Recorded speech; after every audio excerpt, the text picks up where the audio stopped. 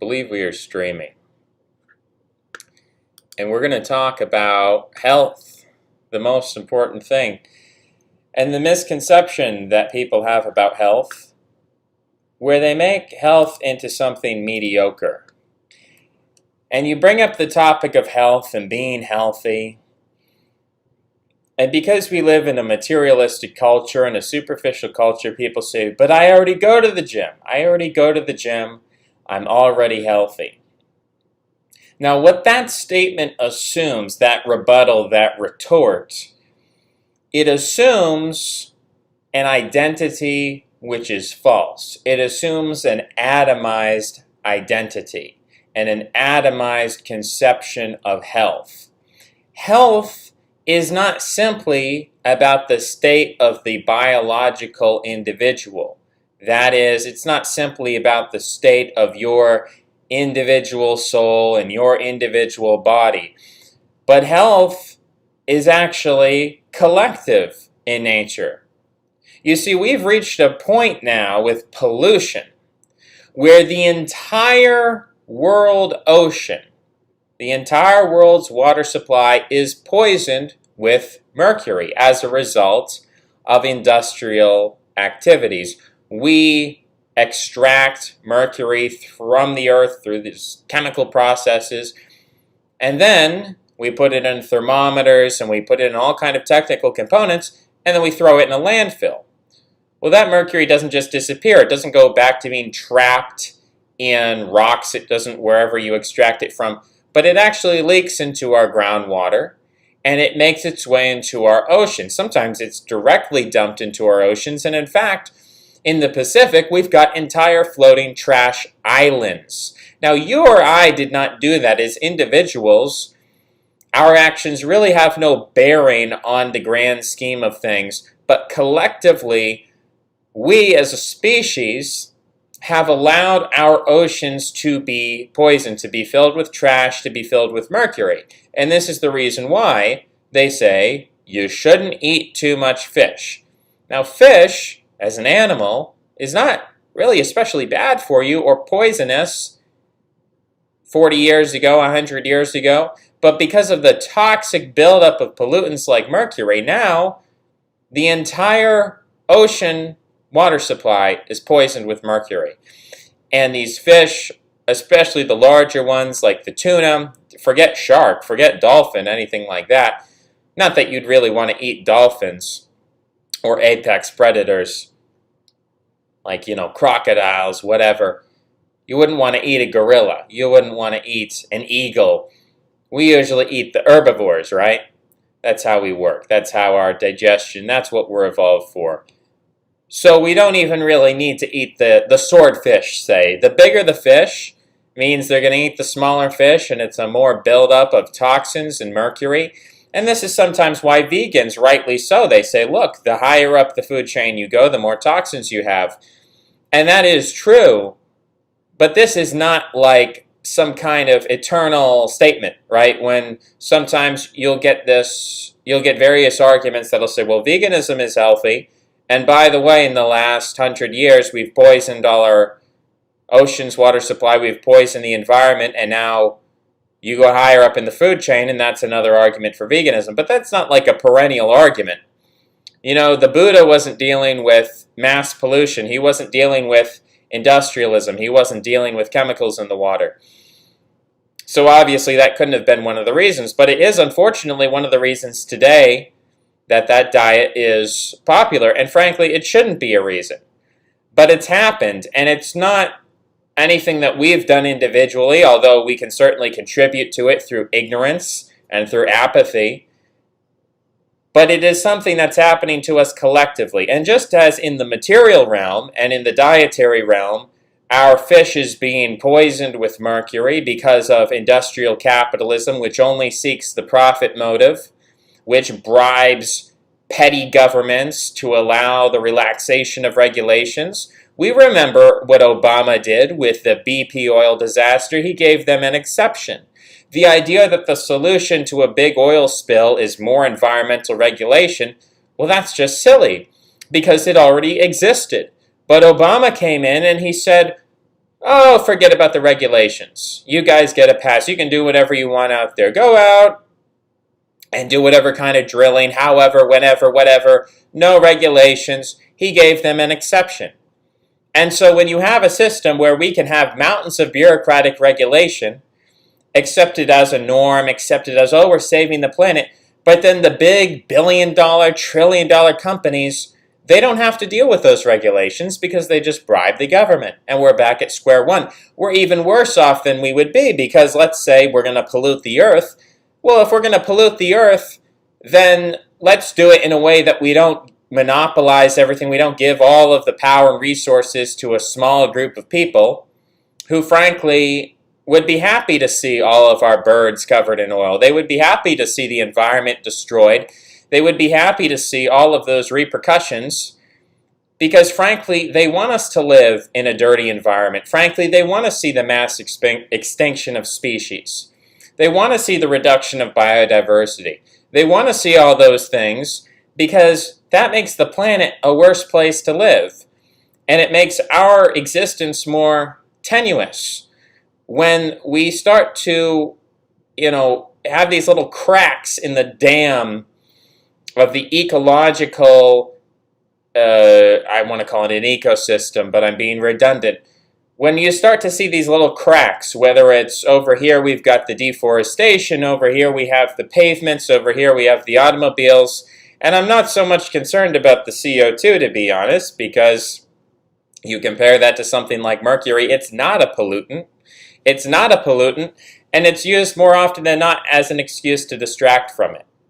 All of this has parallels in the psychological realm, in the spiritual realm, in terms of there's no such thing as private sin. There's no such thing as a private sickness. Everything that we do or don't do has an impact on other people, because morality, by definition, is collective. There's no such thing as private morality. We've invented this idea centered around capitalism, but also, as Ivan the Heathen has pointed out, this kind of individualism has roots in Christianity, where you have a situation in the late Roman Empire, or the late Roman Republic, we should say, where people are so apathetic, and people are so secular, and people are so dead, they're so zombified, that you have to have a religion that comes along and absolutizes everything and says, you are either going to heaven or you are going to hell, and it's absolute. And they create this picture of a minoritarian strategy, of a little lifeboat, of a chosen 144,000, a select group of people who will be unlike the masses, who will be unlike the mainstream, who will escape on their little life raft, and they will escape and they will go to heaven and everyone else is going to hell. And that kind of picture was well adapted to the times, because you look at the vast majority of people at that time, and they're totally lost, and they're totally confused, and they're totally devoid of spiritual strength and faith, because they've lost their old gods, they've lost paganism, and so they're left there empty as a vacuum. And so when Christianity comes, it kind of has to absolutize everything, and it has to appeal to the concept of the individual to say that, hey, you don't have to worry about the Roman Empire. You don't have to worry about the collective. You don't have to worry about the wider world. Just focus on yourself as an individual. Do good as an individual. Stay separate from the world. We see this earlier in Judaism. And we have to question if there are such clear parallels between Judaism and Christianity, and it's not simply because the one is inherited from the other. Because clearly there's a difference between the two. What is the difference? The difference is that whereas Judaism is a particular ethno-religion, Christianity comes and it says, we need to take the technology of Judaism and we need to spread it to all these other people. They need to also hear about these technologies and they need to use these. So it implies that the conundrum or the issue or the problem that the Jews were facing about 1,000, 2,000 years prior, depending on your chronology, let's say 1,200 years prior, that the same problem that gave rise to Judaism for the Hebrews was also extended and inflamed and infected the entire Mediterranean.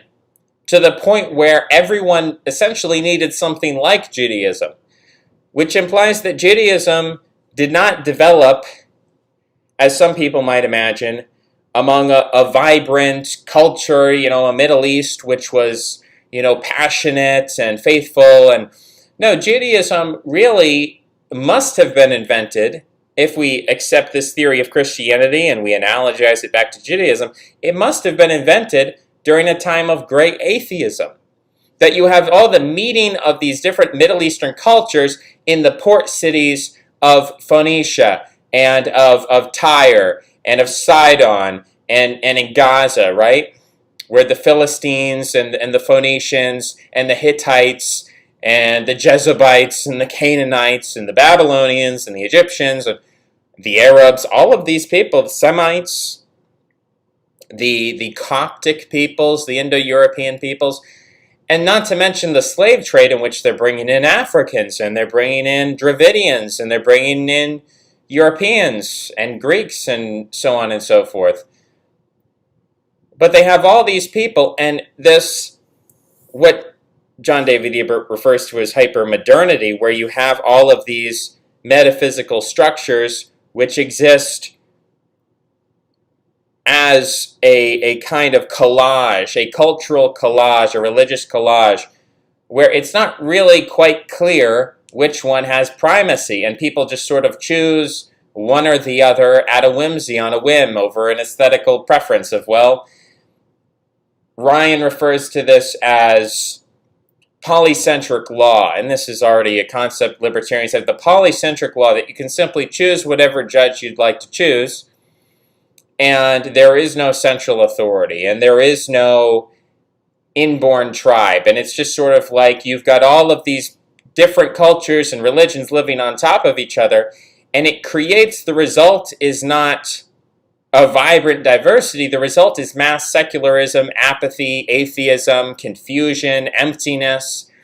Because when symbology, mythology, and religion no longer occupy a solitary, coherent, and sacred position, when it becomes a market of religion, and I remember a comment, I think by Ayala on Twitter, where she says something like, as a liberal person, I like the idea of religions getting along. I like the idea of, oh, you're a Buddhist, and I'm a Christian, and you're a Muslim, and we all get along.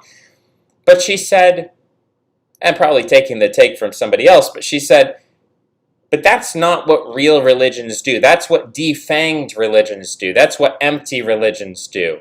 That's what false religions do. They say, oh, well, you got your religion, I got my religion, we'll just get along.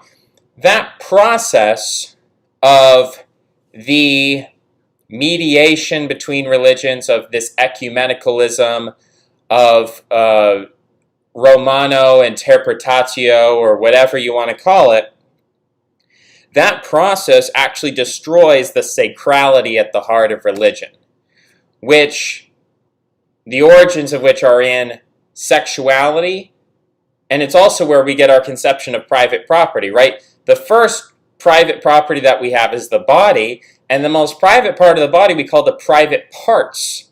And this is actually the origin of private property, and it's the origin of religion, right? The private parts, who has access, who doesn't have access. It creates a sexual market. It creates sexual value, by which we then build on that, create complex social systems of manners and signaling that result in more complex social structures.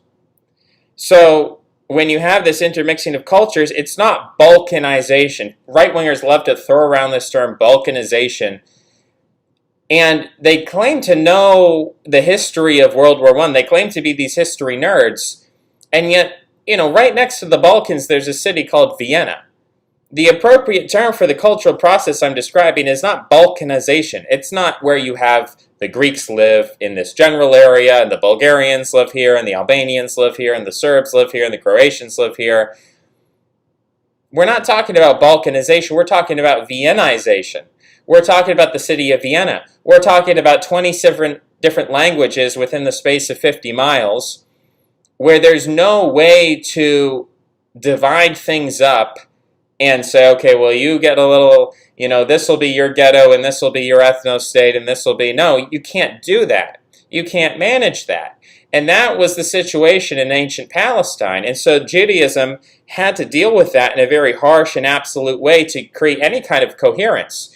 And that was really the only thing you could do.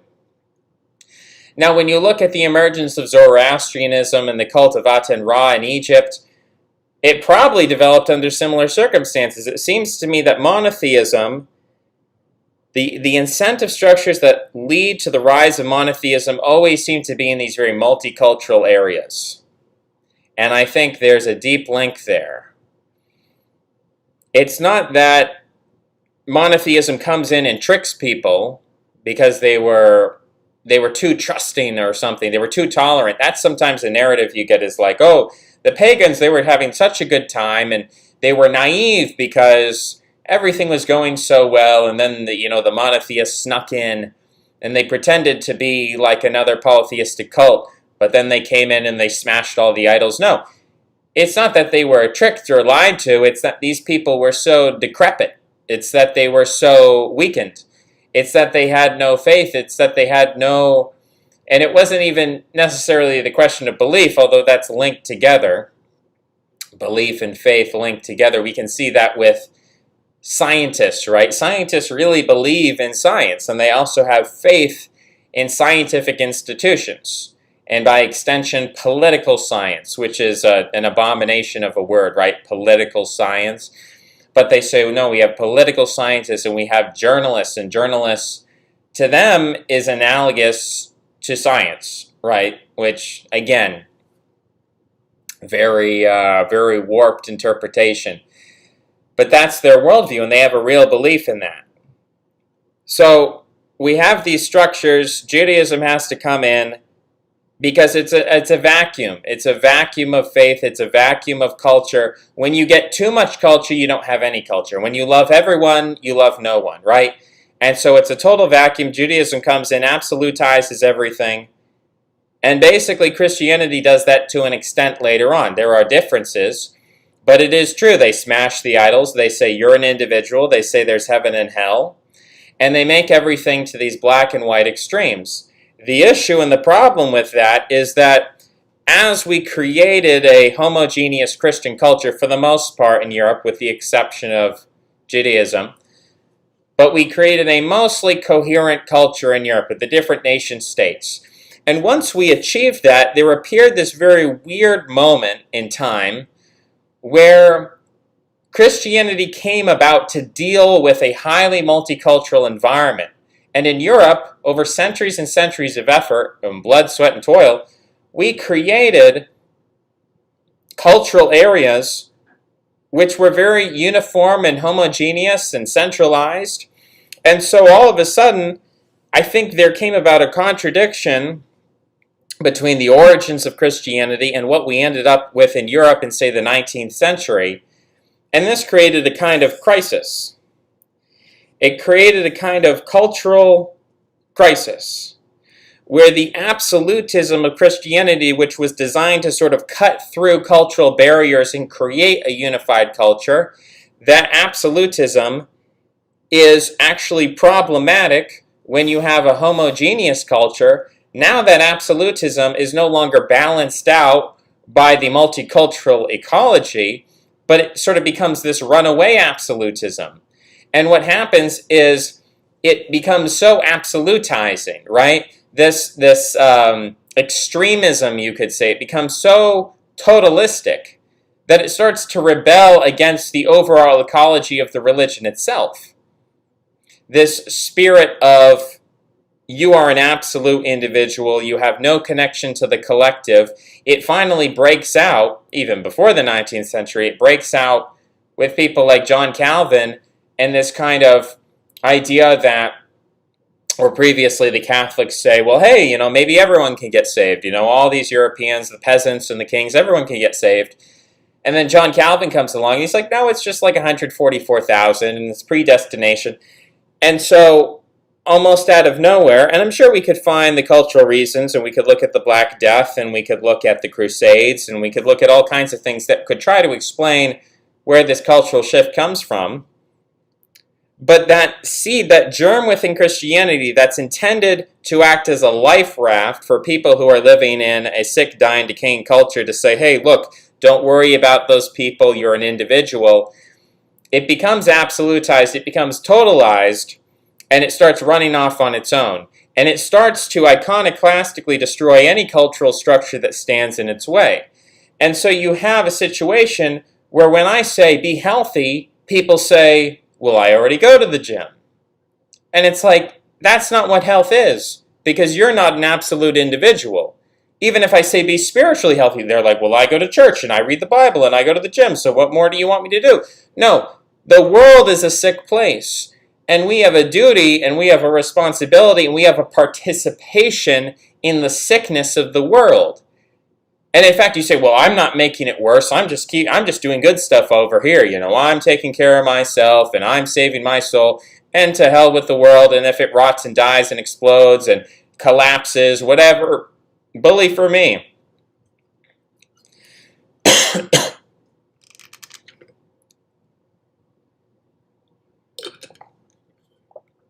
But the problem is you're connected to the world. We're all connected together. You're connected to me. I'm connected to you. We're connected to the people we see for a brief moment in the grocery store. We are connected to each other. We affect one another. And there are some people who are so sick that they do not feel loneliness. You see, loneliness is akin to the pain that we feel when we touch a hot stove. And if you're sick, if you're diseased, if you're defective, then maybe you don't have the nerve endings. So maybe you put your hand on the stove and you don't feel anything. And meanwhile, your hand is burning. Your hand is on fire and you don't feel anything. Because of whatever, maybe it's a genetic problem, maybe you're on drugs, who knows what's going on. But that's a sickness. We have to understand that the inability to be sensitive to harm is a sickness. When you feel pain, almost always that's good. Now, some people talk about fibromyalgia and feeling pain when there's no pain there. I'm not even sure that exists. I'm not even sure that's real. And I'm not even sure that the scientists understand pain one bit, because it is so subjective. It is so subjective. It is so hard to measure that their solution to pain has been, let's push addictive opiates on the population so we've got 10,000 people a year or more killing themselves on overdoses and ruining their lives and stopping caring about everything except their addiction. That's been the doctor's solution. The big smart doctors receiving all the money from big pharma, from the billionaire class, that's been their solution, to push pain medication on everybody instead of asking like, hey, maybe there's deeper issues to this pain. Maybe it's psychological. Maybe there is some kind of physical ailment. Let's investigate. Let's figure it out. And they say, nope, just put a Band-Aid on it. Just paper it over. Just make them numb. That's what they want to do to you. That's what they want to do physically. That's what they want to do emotionally. That's what they want to do spiritually. They want to make you numb. But you can't be numb. You also can't react. You can't be a reactionary. I saw a guy walking down the street today, two old geriatric white-haired men, and the one says to the other, oh, you have to read this Howard Zinn book. It's perfect. It tells you all about slavery. And of course I wanted to react, but I can't react because he's a bureaucrat. He's an old bureaucrat. He's on his way out, but he's a bureaucrat. And it doesn't matter how many bureaucrats we yell at on the street. As long as we have a mercantile elite, they will just continue reproducing mimetically. There's no end to them. And, you know, if you react to these people, they simply get a kind of masochistic pleasure. I'm not going to give him the pleasure of thinking he's a martyr for Howard Zinn. I'm not going to give him that pleasure by reacting to him. I'm going to conserve that energy, and I'm going to use it toward positive means. I'm going to take that energy, I'm going to conserve it. I'm not going to dissipate it. I'm not going to let go of it. But I'm going to conserve it because I'm not going to be numb to these people anymore. Because these people are going around with their bureaucracy and their poison and their sickness and they're pushing it on everybody and nobody's pushing back. Nobody's pushing back. You look at Donald Trump and you look at the people he's allowed to associate with him, his closest so-called allies, the people that he'll call up at TPUSA and say, oh, I love you guys. I love you, Benny Johnson. I love you, Charlie Kirk. and people just turn a blind eye to it, I'm not going to turn a blind eye to it anymore. I'm not going to be numb to this process where we get this guy who the media calls a fascist and everyone thinks that fascism is going to save us, which it's not. And I don't believe in that, but people get sucked into it because it's a mirror image. And they say, okay, well, if the media is wrong and the media says that this is bad, I guess what's bad is good and good is bad. And so they haven't left the grip of the media at all. They've just reversed everything, which really is not going to give you progress. So they're getting caught up in this, and they're getting numb to all of the telltale signs that this isn't real. This is fake. This is more Francoism. We don't need this. We don't want this. But we've numbed ourselves to that because we feel we have to settle for it. We feel we have to settle for something mediocre. And I don't want to promote a kind of perfectionism where the perfect is the enemy of the good. And I voted for the guy, and everyone needs to vote, and whatever. But at some point, we vote in a disciplined way. We vote in a cynical way. We participate in the world, and we understand that voting for somebody or yelling at a guy in the street is not going to fundamentally change the system.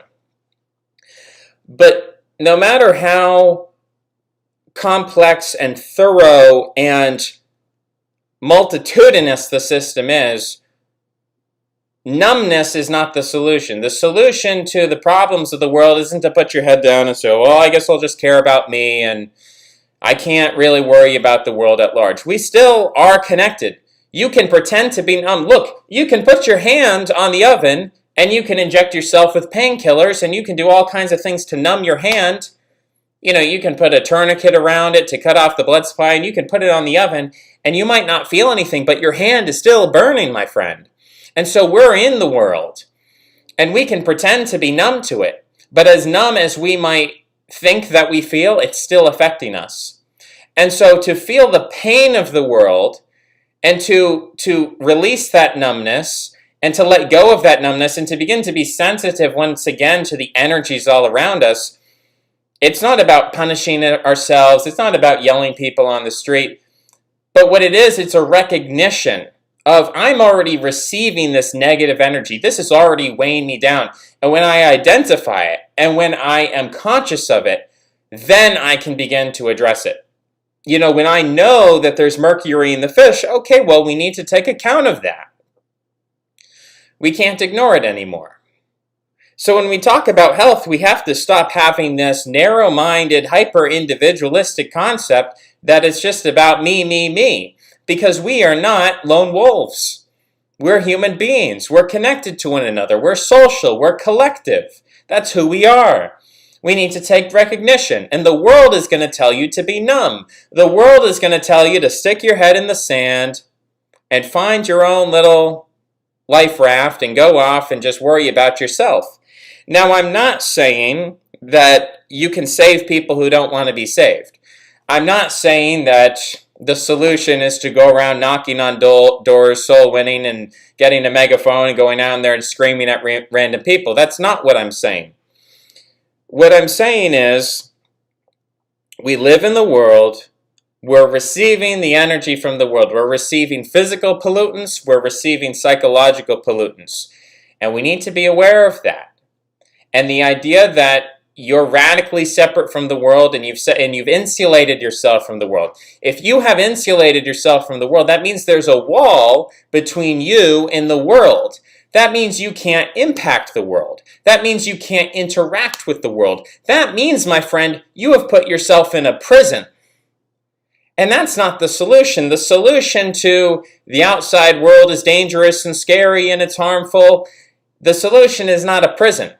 The solution is not to build a prison for yourself, because that's what they want. They want you to imprison yourself. They want you to go in the basement. They want you to go into a virtual reality, a video game, a porn film. They want you to go into a Netflix series. They want you to go into a novel, and they want you to forget the world. Now, aesthetics and art and music and even video games, perhaps, if they serve a moralizing purpose, I'm not here to tell you we have to be serious and you can't have fun, because that creates a kind of perfectionism as well. When you tell yourself you can't feel fun, then you feel guilty for any fun that you're having. And that guilt drags you down. and you become incapable of doing anything productive. I want people to understand something about testosterone, because in our materialistic culture, we associate, if someone said to you, how do you boost your testosterone? I think the first thing that comes to people's mind is, well, testosterone is a chemical, right? And how do we work with chemicals? Well, we just inject a bunch of it, right? So that's steroids. You inject testosterone into the body, now you got more. But really, that's not the way the body is designed to work. The body is complex. The body is sophisticated. And you think you're going to fool the body with some chemistry that's 70 years old that was invented by the Germans in World War II, if you want to know the truth, or a little bit prior. I think in the 1930s they first synthesized testosterone from the bull's testicles. And this testosterone, when you simply inject it into your body, you think your body doesn't know the difference. You think, oh, it's all the same. It's a little bit more complicated than that. And we know that when you inject this testosterone, it causes hormonal problems. You're getting acne. It's shrinking your natural testosterone, so your testicles are shrinking. By the time you're 50, you're probably going to identify as a woman. There are side effects. But there are ways to boost your testosterone which are not materialistic, which are not, you're ordering some black market, injection into your body.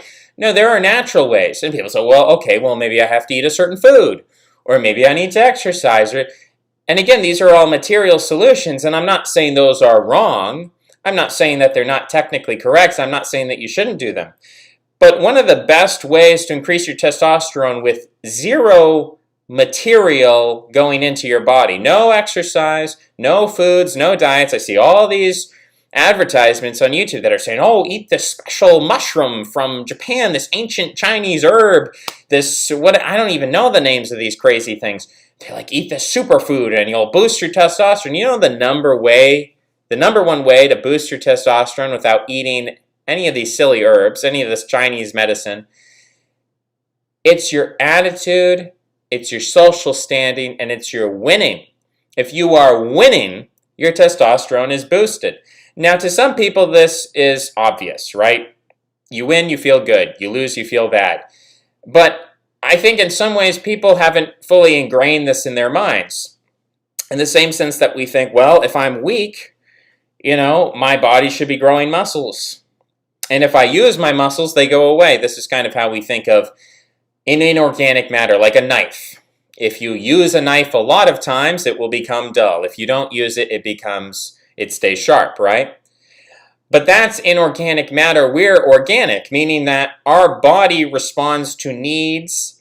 Our body responds to our will, to what we want to do.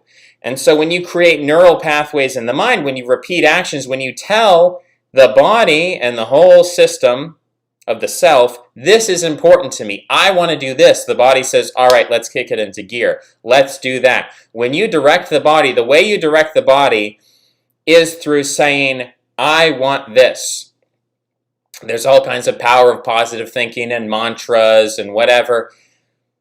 But if you go out and you win, you tell the body, I want to win.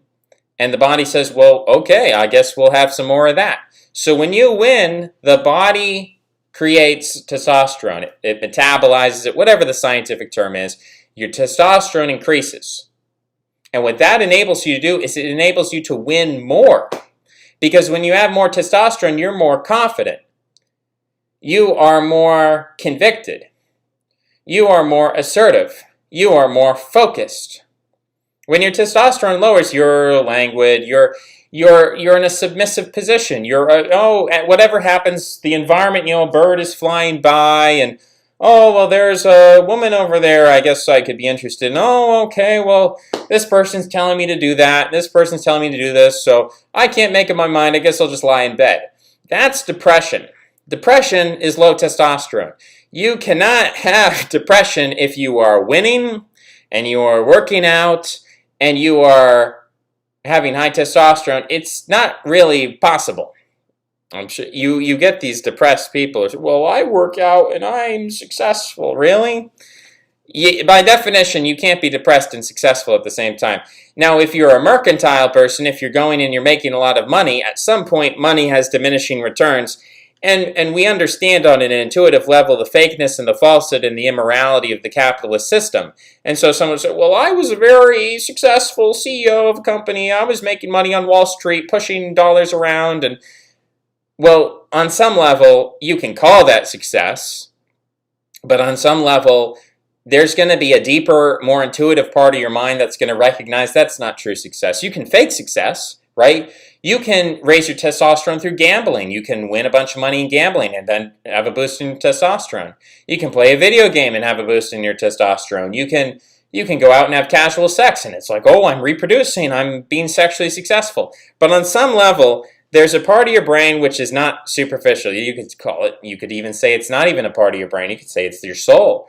But there's a very intuitive part of you that can see through the BS, that knows, you know what, having sex with a bunch of women who are on the pill or whatever you're using contraception, that's actually not really the definition of success. And you know what, making a bunch of money just so I can buy more expensive things that I don't even need is not exactly successful. And, you know, so we can go down the list. And it turns out that the things that are really successful, that really have a sustained feeling of success, when people say, well, I was a successful businessman and I was depressed, therefore your theory is wrong. No, your success was fake. And so it may have felt good at first, but eventually you had a cognitive dissonance where your conscious mind thought, well, I should feel good, but the deeper part of yourself understood that what you're doing right now is wrong.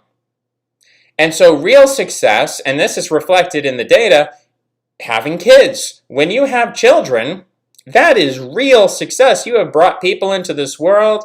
You have the opportunity to create a better life for them than you had yourself, not just materially, but you have a chance to teach them lessons and to give them opportunities. And so there's a real opportunity for success there. You know, having kids, getting married. There are things in this world which are really about success. You know, when you decide in your heart of hearts that something is really what you want to do and you win at that thing, and it's not just something someone told, oh, you have to be a lawyer, you have a doctor. Your parents tell you, oh, you have to get good grades. But if that doesn't mean something to you, it's not going to feel like success when you attain it. It's going to have this hollowness and this emptiness, and maybe you will be depressed. Maybe a lot of these kids who are being pushed by their parents to go to college and study things that they're not interested in, many of them may be superficially successful, but they don't feel successful. So true success is when you really want it, you really desire it, it's really what you need, and you achieve it. Then you feel success. And that is one of the most powerful ways to boost your testosterone. And I want to give an example of sports. In sports, those who are healthy, those who are vitalistic, those who are vigorous, those who are virile, succeed in sports. And every time you win in sport, let's say you're not even playing a team game, let's say you're playing tennis. Every time you win, every time you beat your opponent and you conquer the tennis court, you get a testosterone boost. Now your testosterone is boosted, and when you go into that job interview, you're confident, and you get the job. And when you ask that girl out, she says yes, because she can sense it, she can smell it, she can see it on your face. And when you go into the, I don't know, you're going to the local, what is it, the PTA meeting, I don't know, you're going to some kind of local city council and you make a suggestion. You say, you know what, I have emotion, I have something to say here. People listen. And now you have authority. And so what people don't understand about sports, everyone looks at it from the individual level. They say, okay, well, sports, it's, you know, it keeps you active, keeps you healthy, in shape, whatever. But people don't understand all the externalities of the fact that when you win at sports, your whole mood improves, your charisma improves, your confidence improves, and now you become a leader in your community, and now you become an authority. And now all of society is looking at you and they're saying, what makes that guy tick? I want to be like him. I want to follow him. I want to be like him. And so I'm going to emulate his strategies and his attitudes, and we're going to reach up and idolize him. And I think that's ultimately what paganism is. As a polytheistic system where there's no one central monotheistic God, I think that's basically what paganism is, and I don't think Christianity or any kind of monotheistic religion could ever fundamentally destroy the basic tenet of paganism, which is about the worship of higher types of men. That's all paganism is. And in some ways, therefore, it's something that can be reconciled or syncretized with these more priestly conceptions of a monotheistic God. They can be compatible, maybe in a way that's contradictory or hypocritical or whatever. You know, you look at the Catholic Church and you look at the saints and you look at Mary, and these Protestants come and, oh, that's not monotheism, that is heresy, and you're worshiping idols. And it's like, maybe they are, but we obviously see the advantages of monotheism. We see the advantages of paganism. We see that neither can really be eradicated in the same way technology can't be eradicated. And we say, you know what? If they sort of work together in a covert way, in a way that maybe most people don't like to talk about, it offends the pagans, it offends the Christians. That's just the way it is, right? I'm willing to accept it. Some people are not. But that's all paganism is when you worship higher types of men, and the whole wave, the whole mass of society is pointed up in a pyramidal hierarchy toward these types of men, the types of men who win and who succeed. And that's a kind of warrior type society where you have physical sports, and the men who win at physical sports become the leaders, and everyone is sucked up in a kind of gravitational attraction toward those great men. But what we've done now is we've done the opposite. Because the losers, we have to remember, the losers are not moralized, they are demoralized. Their testosterone goes down. When you're picked last for a sports team, you feel terrible. And that's another explanation. I mean, it's in tune with everything I've said so far, but that's why people are depressed, because they are losers. That might sound harsh. Oh, that's mean, because this is the mercantile morality that we've implicitly absorbed. We say, oh, it's very mean. You can't say that if somebody's picked last on the sports. It's not their fault. That's the way they're built. That's the way they're born. It's mean. We shouldn't have anyone feeling bad. We shouldn't make anyone feel bad. We should give them a participation trophy. We should put weights on all the strong men to make them all equal. That's the mercantile morality. People who are not talented in the body, they hate sports. They resent sports. And I've been around these people all my life. They hate sports and they resent sports. Now, of course, sports is a mass entertainment through the Hollywood music industry complex, directed by people like Harvey Weinstein and Howard Bloom, is a gross, clownish mimicry of sports, right? It's buffoonery masking as sports. What we have today as sports is a bunch of guys jacked up on steroids, and it's not the real thing, right? But local sports, that's real. You know, your high school sports, that's real. That's still real. And that's what these people hate. You'll find these people will idolize, you know, the basketball team, and they'll own the basketball team, and they'll promote the big mass gladiatorial bread and circus type sports, the buffoonery, but they hate the high school sports. They hate the people, and they always make fun of them. And remember the archetype that we get from Hollywood of the washed up athlete, the guy who was cool in high school, and now he's lame, and now he's a loser. And that's an inversion of really what reality was, what reality should be, is that the guy who's the captain of the football team should go on to join the fraternity in college, and he should go on to be the CEO, and he should go on to be successful. In many cases, that's still true.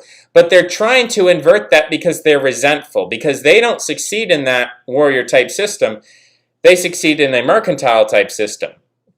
And so what they're doing is the opposite. They're saying, you had a system where sports was a mechanism literally of chemical alteration of the population to increase the authority of the warrior class and to demoralize and make depressed the losers in the merchant class. That was the whole purpose of sports. So we're going to invert that now, and we're going to puff up the nerds, and we're going to take people, we're going to select people from certain families who are embedded in our institutional rituals, people like Bill Gates, people like Mark Zuckerberg, people like even Mark Cuban to an extent, and people like Elon Musk. And then you look at Elon Musk compared to the others and you say, Elon Musk is the savior, he's the second coming. The same thing with Trump, by the way. People say, oh, Trump, he's a Chad, he's a savior.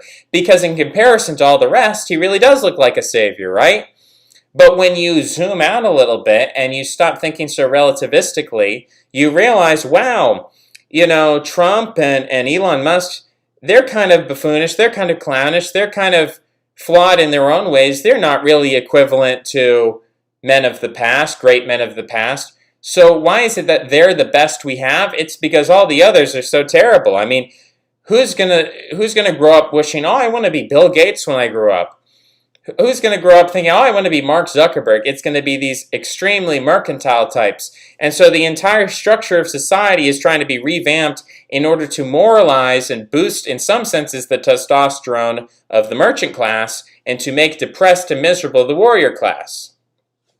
That is the reason behind all this poisoning and reversal. Feminism plays a huge role in this.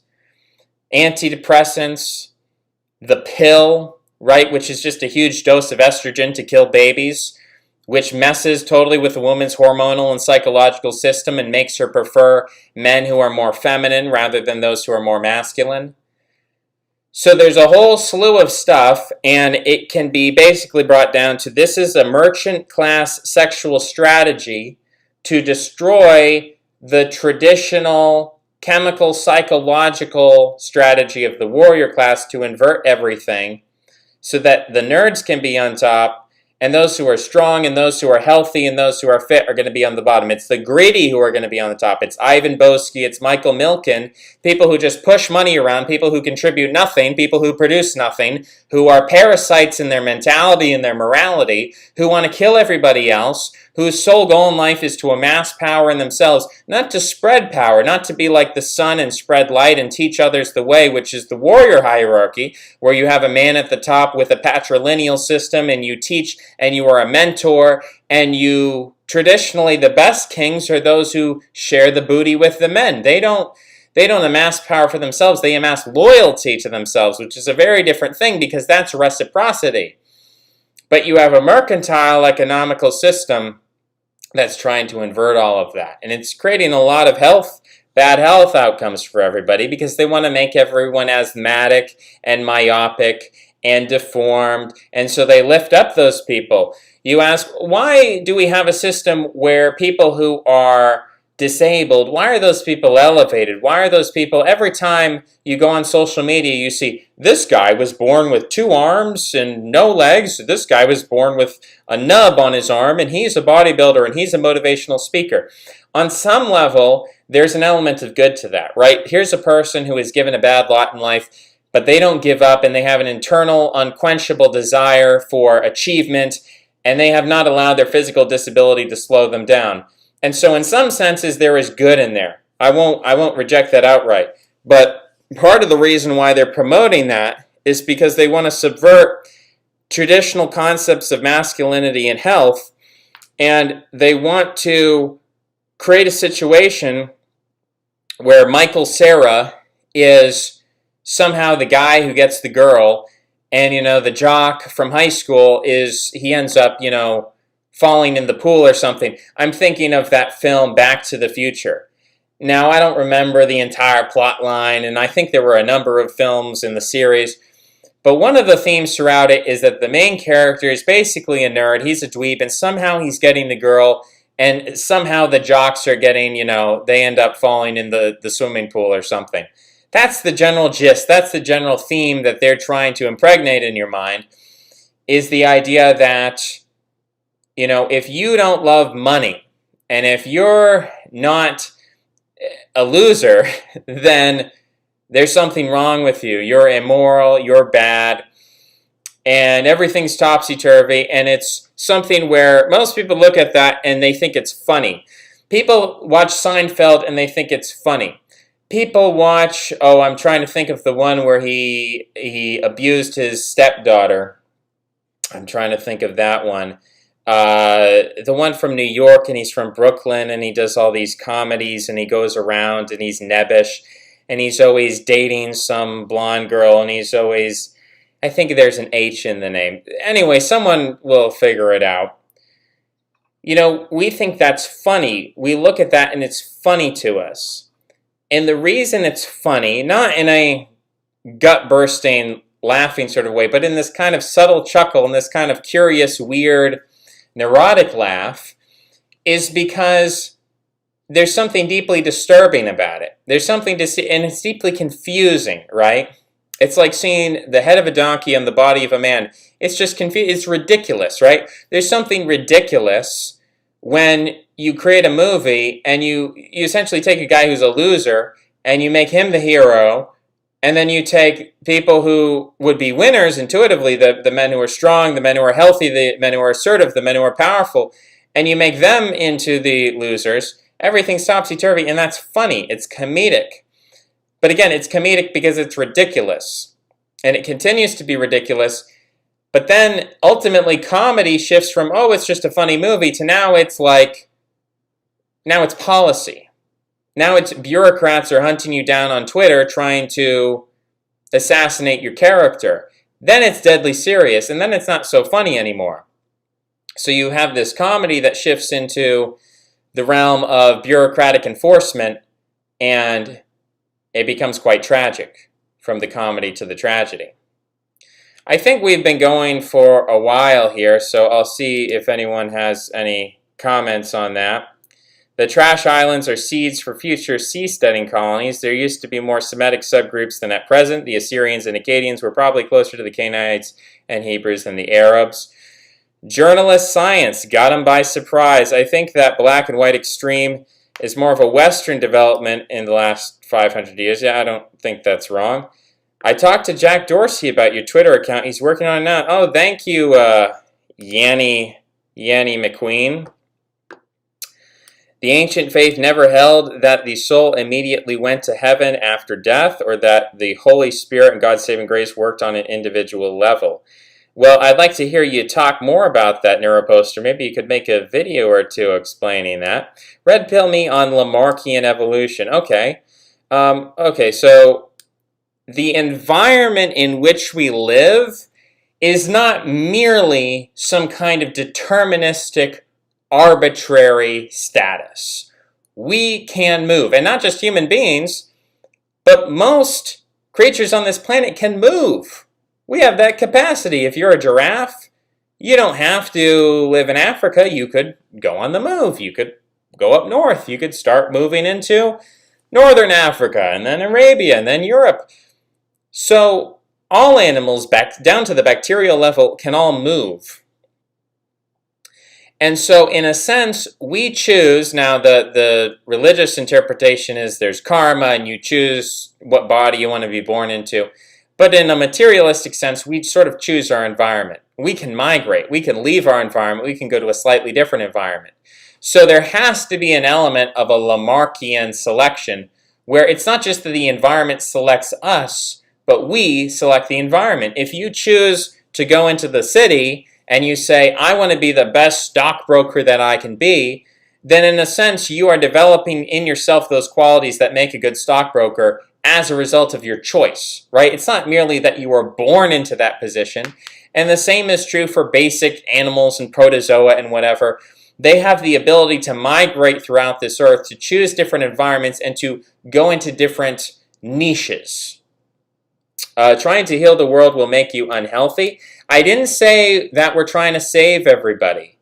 Please be careful with your language. I didn't say we're trying to save people who don't want to be saved. I said the world is affecting us, and we should not be numb or insensitive or ignorant of the ways in which it's affecting us. We should be conscious of our emotions. It's what Richard Grandin has referred to not only as emotional intelligence, but he uses this term emotional literacy. We should be literate about our emotional state and the way the world is affecting us. And that is a collective and even a global aspect of ourselves. It's not merely individual. I was thinking about her, thinking about me, thinking about us. What we going to be? Open my eyes. Yeah, it was only just a dream. Why is he angry? He is a man on fire, thirsty for milk right now. Ah, yes, that elixir of the gods. It's about us, good people. We can't change the world, and it's okay to allow the world to poison the bad people. I'm not okay with that, actually. And at this point, we should try to insulate ourselves from the poisonous element. Again, I'm not saying you don't mitigate the poison, but you have to be aware of the poison. And I'm not happy, frankly, that people are overdosing on opiates. And I'm not happy that people are addicted to porn. It doesn't make me happy. And I don't think we should live in a world like that. And I think we should want to change the world. Now, that doesn't mean we create fantasies that we control the presidency and the presidency is an autocracy. And there's all kinds of bad directions people can go. But yeah, the selfishness, I think we have to let go of that. I think that is also a fantasy, the idea that you're an absolute individual, you can create a prison for yourself and insulate yourself from the world. You are affected by the world. And if you don't feel affected by the world, you're numb to the world. And if you're numb, there's something wrong with you, right? Being numb to your emotions, being numb to the psychological warfare, that is not a state of health. That is a state of sickness. So again, when we talk about health, it's not, well, my life is fine. Well, actually, no, the world isn't fine. And so we've got work to do. We are not radically separate. You can't say, well, I guess those people are going to be poisoned, but I'm fine over here. No, that we can't be satisfied with that. That's not who we are. 12 raw eggs a day for 2 weeks, that's impressive. Have an influencer sit on you while you're bench pressing. I don't know where that's coming from. 24 for 2 weeks, 36, it's the best way. Might be too much. Onions, yes, onions are good. I need to buy onions. I need to put that on the list. Let me put that on the grocery list. Let me quickly put that on my grocery list. We've got, what is it called? Onions? And then we'll go back here. All right, some former nationalists have said that because they feel it's too complex to save Western civilization and European ethnic groups, it's no longer worth it, and have converted to liberalism and or nihilism. Okay, well, those are very specific and technical terms. When you say Western civilization, it sort of implies that Western civilization is at this point unique to the West, which I don't think is true. I think what people refer to Western civilization, it's a global civilization at this point. European ethnic groups, well, okay, so you're saying it's not possible to save European ethnic groups, which is implying that they're going to go away or that they're going to cease to exist. I don't see that actually happening. And again, I would watch my video on minoritarianism to understand that, okay, well, the Estonians have a below replacement fertility rate and there's immigrants coming in. Yes, it's going to become a complicated situation, but it doesn't mean that those people are going to be exterminated. And the kind of alarmism that people put around that, I think, is a kind of, it's coming from a place of materialism, because they're saying, well, we can't appeal to people's duty to God, we can't appeal to people's sense of divinity, so we have to tell people, your ethnicity is being genocided, which is not entirely accurate. And so I think that's probably why nationalists become nihilists, if that is true. Not something I'm claiming, but you're asserting that. If that was true, it would make sense to me, because I think a lot of nationalism is a form of nihilism. These people are always saying, oh, we can't have religious division because the real important thing is ethnicity. It's like, no, actually, you've got it the opposite. Clinical depression is loosely classified as having your ducks in a row and feeling down. Many are depressed because they have an unhappy life and ignore the steps to a better life. Is it too complex to save Western civilization? Who are you, Napoleon? Were all the ancient megaliths proclamations of identity like we exist, here we are a people? Maybe implicitly on some level, but I don't think that such an explanation excludes other mutually existing explanations. I mean, they're very mysterious, but I think they had to do more with controlling the populace. I think ancient megaliths were not a proclamation of like, we're the Celts or what. I don't even know what people existed when the megaliths were created, because the Indo-Europeans weren't even around at that time. But, we're whoever. We're whatever ethnic group. We're the Solutreans. I don't know. I don't know if we can even distinguish ethnic groups, that we would even have names for those kinds of cultures 10,000 years ago. I'm sure anthropologists have names for them. But I think it was more to say we're the elite. The elite built this and bow down to us. I think similar about the pyramids. It's a means of controlling the populace by saying the pharaoh built this. This is representative of the pharaoh, therefore you should follow him. Other people have different explanations. Difference being between a nihilist and having some kind of perspective over your position in the world. Having children lowers test, though. Possibly. But I was talking about overall happiness. Yeah, I mean, you could say that's a contradiction. I think when your children come into the world, I think that raises your testosterone. I think over time, like if a man has daughters, it probably lowers your testosterone because of psychological environment and your directives and your priorities are different. But I think that it is true that when men spend a lot of time around children, your testosterone goes down. But simply having children, simply saying, well, my wife is at home taking care of the kids and I'm out here winning. I think knowing that you have kids, it's not as simple as, I mean, I'm using testosterone as a heuristic to try to explain a general point to people. I guess it's true that if you are a bachelor your whole life, if you're Lord Byron or whoever, if you have a bunch of, fatherless children with multiple women, you're probably going to have higher testosterone. But there's a point at which there's, diminishing returns to that kind of R-selective strategy. It's directing your own personal will. You can push the idea of having a wife and family similarly, being in touch with your own desires. People have different desires. Two people can achieve the same goal and not experience that personally as success. Making your desire save Western civilization equals demoralization. Oh, we got to scroll up here. Making your desire healthy community, family, personal development, financial security equals high testosterone. Yeah, I think a lot of the anti-circumcisionites have very low testosterone because they're banging their head against a wall where they're saying, oh, we have to solve the problem of circumcision. It's like, okay, so it's like what Charles Carroll says about the lizard people. We have to stop the lizard people. Okay, well, you're just telling me I'm a loser. That's basically your message versus, hey, let's try to be healthier people. Very different approach. Back in '82, I could throw a football a quarter mile. Very, very cool, Bob. What would technological innovation that emboldens the warrior look like? I think some form of genetic modification, because the problem with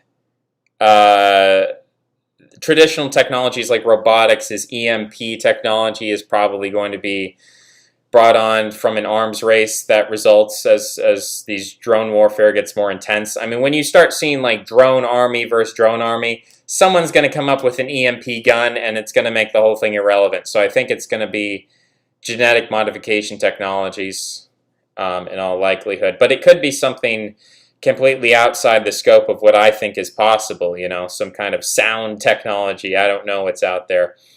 Which chess openings do you find hardest to counter? It's the Ruy Lopez opening. I'm suckered into playing pawn h6 to scare the bishop, but they always take my knight and f6. Bro, I can't even visualize. I don't even know what the Ruy Lopez looks like. I watch a Godmator, Croatian dude, but I don't memorize it. I go for a knight's opening. I think it's called the Reti opening, but I don't even know the theory. I'm just like, move the knights out there, get the knights out there. I don't actually have a lot of openings. I used to do a queen's pawn opening, but that didn't work out so well for me eventually. So now I do a knight's opening, and I play bullet, which is very error prone. It's about being quick, and I use the touchpad on the phone, and it's about making instant pre-moves and sort of trying to predict what your opponent's going to do, and sometimes making crazy moves that aren't even good moves. Like, you'll make a crazy move, it's not even good, and then your opponent will be like, well, what the heck is this? And it'll have to take 5 seconds to figure it out, and then you win on time. A lot of the games in Bullet are won on time, so it's more about thinking quickly rather than having all the openings memorized, although that's a good thing too, So I'm not against people learning the chess openings. It's just not something I've really done. I've been off for years. I remember I used to be in a chess club, and the instructor gave me a book on openings and endgames. And it probably had some mid-game stuff too, but I never read it. I never cracked it open. I've never been interested in learning chess by reading a book. I like watching, here's a game and we're going to explain all the moves, movement by movement. But the theory and the openings, I've never invested the time. Taking the knight of f6 in the Ruy Lopez is not the mainline strategy. Playing chess, high test. Then you get the bishop pair, accelerated development. What are we even talking about? Kills the pawn. I can't talk about chess. I can play chess. I can't talk about it. How would you recommend raising my boy in today's climate? Well, it depends on what you're giving me to work with. Are you saying, oh, well, I have $1 billion and I can, I can buy my own private island? Or are you telling me I'm in student loan debt and I'm divorced from the mother and I get him on the weekends? Everyone's got a different situation. I mean, in general, does he have siblings? Where do you live in the world? What state do you live in? Do you live in the city? Do you live in a rural place? Can you change where you live? These are all kinds of questions that I would need to have answered before I'd even begin to have anything to tell you. Thoughts on pre-Ice Age civilization with psi abilities and moon Nazis?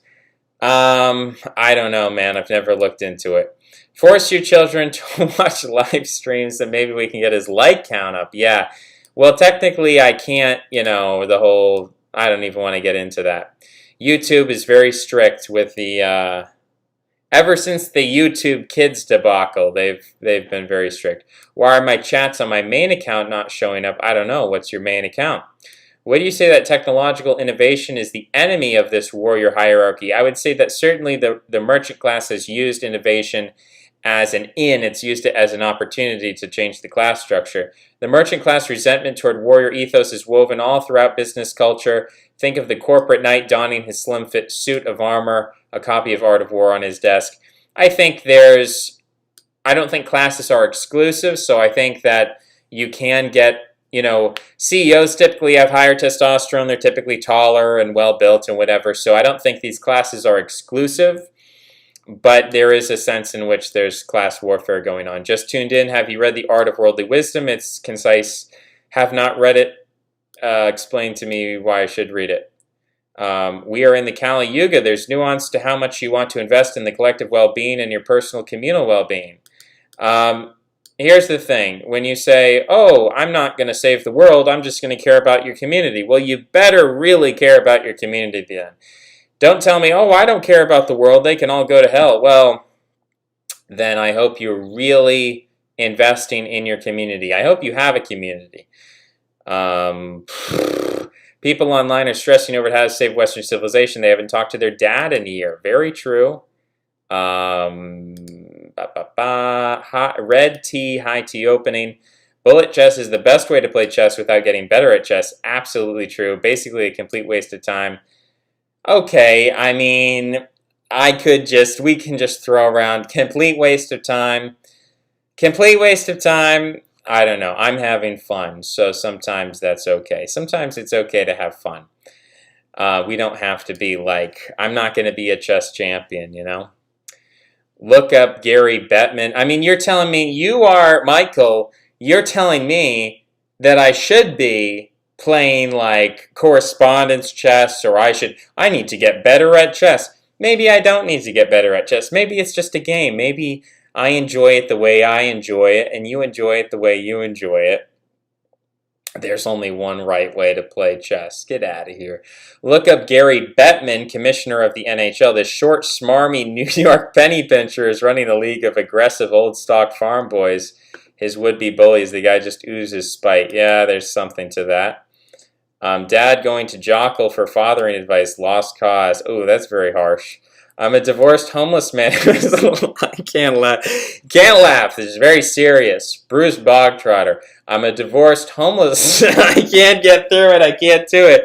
It's too much. It's too much. I'm a divorced homeless man who is allowed to see my children twice a month. Any advice? Oh boy. Well, I don't know, man. You gotta get off the streets. You gotta DM me, bro. Just give your boy to Kenneth. It'll raise your T levels as well. I don't know if I can endorse that. Main account, Schizo Rick, a.k.a. Quantrell Bishop. This happened before. I don't know, man. I don't know what's going on. Maybe I banned you. But you're not saying anything bannable now, so I'm not going to ban you now. But I banned a lot of people. I ban people. I unban people. I feel merciless, and then I feel merciful. And it is what it is. Play 3 or 5 minutes. You can't change my manner of chess, so you have at least a few seconds to think about your moves. You have a few seconds. You have a few seconds to think about it. It's not like you have 0 seconds. I mean, Michael's probably just sore because he's not good at bullet chess. Maybe I would even beat him at bullet chess. That would be interesting. Is Ragnarok real, or does this show press on? I mean, I think Ragnarok, much as the flood mythology, I think refers to real things. I don't know, like, historically, is Odin literally going to fight, a giant wolf in the sky? Or, like, what are we referring to? Are we trying to be literalistic, or are we trying to be metaphorical? I think there are, cataclysmic events. I think there are wars which are cataclysmic. You could even say Ragnarok already happened in many ways, and we are living now in the darkness of the world. I mean, there's a lot of ways to interpret it. Cyclically, progressively, however you want to look at it. But I think it's an important myth. We're going to scroll up. Maximize every waking second of life, min-max every activity, otherwise complete waste of breath. I'm trying not to promote that perfectionist attitude because I think it engenders a kind of hopelessness when you're like, oh God, right now I'm doing a podcast, but like I could be doing something else. Like I could be reading a book, and then you're reading a book and you're like, oh God, this book, maybe it's not the most important book. I have to read another book, and then it creates a kind of neurosis. I'm not promoting neuroticism. I'm promoting a kind of seriousness about life. I'm promoting a reframing of what's important, a reframing of our priorities. I'm not promoting, that kind of silliness. Tomorrow Ken wakes up to a big cardboard box full of his fans' infant children. Hopefully not. That would be a comedy. That would be Arnold Schwarzenegger and Daddy Daycare. That's what that would look like. Nothing's too good for the man who, I don't know who that is. I'll have to look up that name. The man, that's a title of a book. I thought that was a historical. The Man Who Shot Liberty Valance is a 1962 American dramatic Western film directed by John Ford and starring John Wayne and James Stewart. Screenplay by Willis Goldbeck. From a short story in 1953. Born in New York City. Google search. Looks like an upstanding man. Anyway, culturally significant, the plot. A frontier town in an unnamed western state attending the funeral pay their respects. A United States senator comes from Washington to attend the funeral. Flashback 25 years. People are robbed by Liberty Valance. They're trying to stop Liberty Valance, and there's cattle barons and territory, and nothing's too good for the man who shot Liberty Valance. So I guess Liberty Valance is the bad guy, and they beat the bad guy. Okay, production. I'm seeing something about football. Wayne B. Cost says, Doniphan, he didn't want Duke doing any favors. His failure to make it as a football player. So something about football. Wayne's football career at USC had been curtailed by injuries. He ridiculed Wayne for failing to enlist in World War II, during which Ford filmed combat documentaries. Stewart served with distinction as a bomber. How rich did he get while Jimmy was risking his life? This was a major source of guilt. Yeah, interesting. Peter Bogdanovich is mentioned in this Wikipedia article. Okay. That's a title of a film that you mentioned. I'd smoke you in bullet chess. Well, maybe your bullet rating is not as high as your other rating. Let's allow, let's just allow me to play bullet chess, and you can play correspond. You can do whatever you want to do. You can play your 3-minute, your 5-minute, and I'll play bullet chess, and I'll enjoy playing bullet chess. And maybe I'll change and I'll do something else if I want to try something else. But right now I'm just enjoying bullet chess, and I'm not talking about it. I don't know E4, H5. I don't know the Rui Lopez. I don't know the openings. I just make the moves, and we see what happens. I like seeing the score go. I like seeing my rating improve over time. For me, it's like a brain training thing. To me, it's not about chess at all. It's about mental health. Do you agree with Schopenhauer that life is an oscillation between pain and boredom? Who said that recently? Who explained that recently? I was, oh, jeez, I'm trying to think of where I, was it, it was Justin Murphy was the last time I heard that phrase, the oscillation between pain and boredom. In some senses, yes. In some senses, I mean, kind of obviously, like it's hard to get around those two sensations, the painfulness of enduring too many challenges, too much suffering, too much stress, and then the boredom of having overcome that, living in comfort. So it's kind of the in-between where we find the best of life, in between pain and boredom. And so we have to find some way to withstand pain, which again, I don't think is in numbness. I think it's using pain as fuel for our journey, taking the energy of pain and the screaming and the crying out of the pain and using that toward positive ends, and of course, avoiding boredom through discipline. So I think there are positive virtues we use to address the Schopenhauer has his own idea of being detached from desire, and therefore you will no longer seek to, avoid boredom. You'll simply embrace the boredom. The Distributist uploaded a new video providing some advice to young men. You would never ban me. I'm shadow banned on many channels, it turns out, such as the Cross I Bear. Tom, you are loved. I can feel the love. Feels good. Bullet chess versus Michael screen share. Public humiliation. Oh no. Someone's testosterone level is about to drop. Bullet with butterfly wings chess. The board is a vampire. I have no clue what any of that means. Isn't boredom a form of pain? I think it's a distinct form of pain, if you want to call it a form of pain.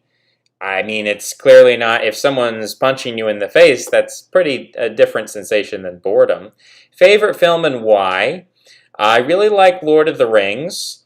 Lord of the Rings, because it's so faithful to Tolkien, and because Tolkien existed, and he was an Anglo-Saxon scholar, and so Tolkien rooted himself very deeply both in Christian morality as well as pagan mythos.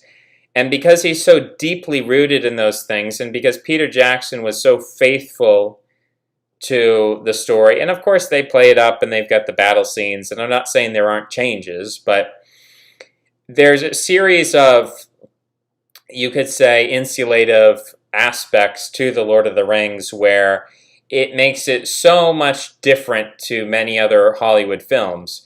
And the fact that it was such a popular series also had a big impact.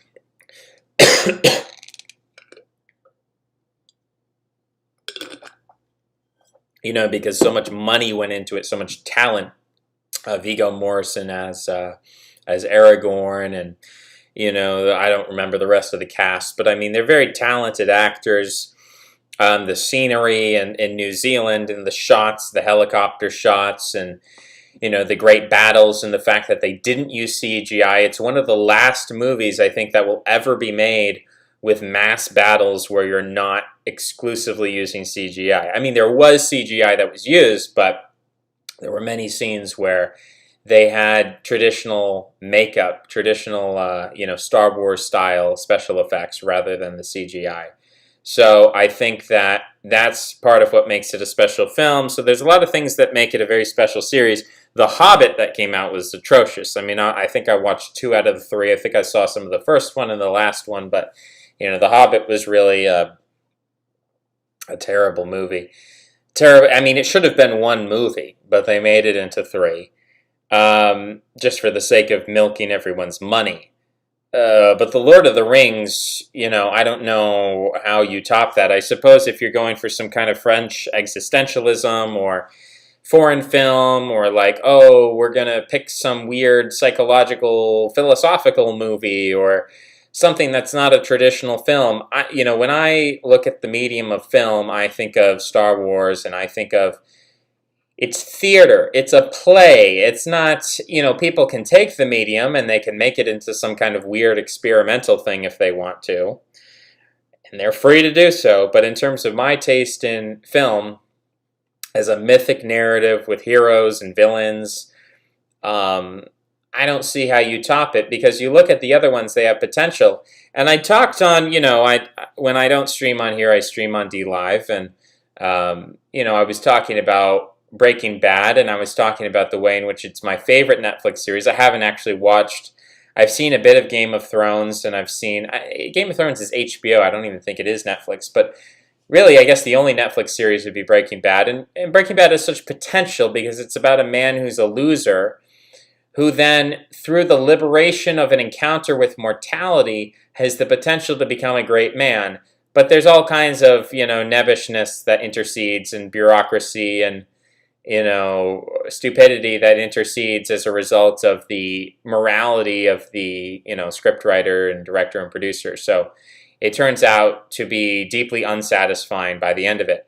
But it has great potential. Lord of the Rings is one of the few pieces of media that I can look at and say, wow, there was very little that was done to insert or pervert or invert the original intention of the author. Now, Tolkien as an author, I don't even entirely agree with him, and I think there are some interesting critiques that you can make of the concept of the ring and a lot of the implicit morality that he puts in The Lord of the Rings. But all in all, it's like, I'm not saying The Lord of the Rings is the best movie that could be made. I think a better movie could be made, but I think Lord of the Rings is the best that we're ever going to get. I don't see how it's going to really get better from here on out unless we get some kind of like decentralized, mechanism to make movies and animations. It might come to pass that you get some kind of like, I don't know, some kind of off-brand or indie film, but it would be hard because I'm really focusing on the cinematic element. I mean, you're talking about thousands and thousands of people dressing up in makeup and the costume design. And again, I'm not simply looking at it as some kind of like experimental, like French foreign film, or I mean, so many people, oh, well, The Lord of the Rings is not sophisticated. Well, I'm talking about the aesthetical quality. I'm not reading a book.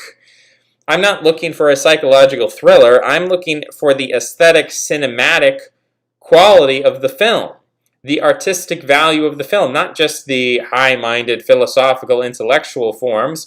I'm talking about, is there ever going to be a film which is art on the screen in an aesthetical sense more than Lord of the Rings? I think it's difficult. Some people say, oh, there was this movie in the 80s about King Arthur, and I'm sure there were other examples, but for me, I don't know how you top that kind of, I mean, to me, it's almost like the renaissance of film.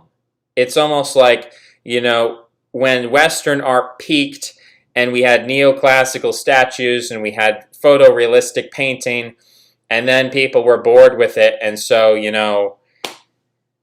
whoever of these guys, Van Gogh said, oh, I guess it's time to do Impressionism. And it's not that Impressionism is wholly without value, or modern art has nothing to it. But it's to say that when you ask me what's the best film, I'm thinking of a particular type of film, which is the cinematic aesthetic film.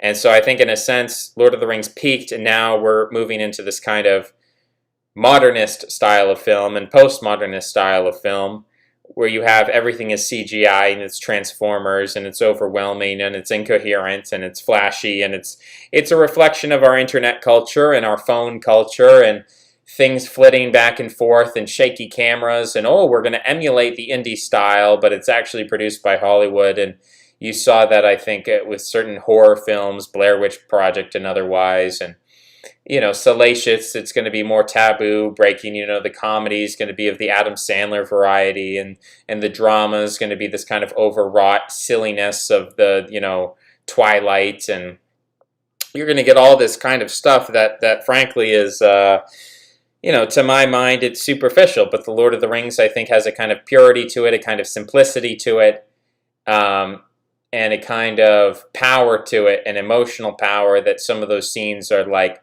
they're moving paintings, and they evoke a sense of heroism that I value in art above almost everything else. I don't know how you surpass that. I don't know who could surpass that in 2021 or beyond, without a radical reorganization of Hollywood and society, without a great purge of the current entertainment industry. I mean, how do you do it? Ban circumlocution. Okay. Chess boxing is cool. Never tried it. Smashing pumpkins puns. Smashing pumpkins. Yes, the LARP movie. Yes, the LARP movie.